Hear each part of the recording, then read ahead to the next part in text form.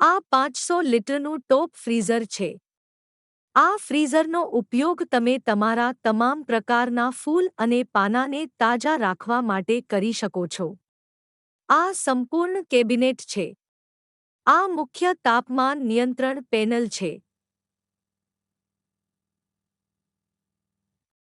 આ પેનલથી તમે જરૂરિયાત મુજબ તાપમાન સેટ કરી શકો છો. અહીં 2 લાઇટ્સ આપેલી છે.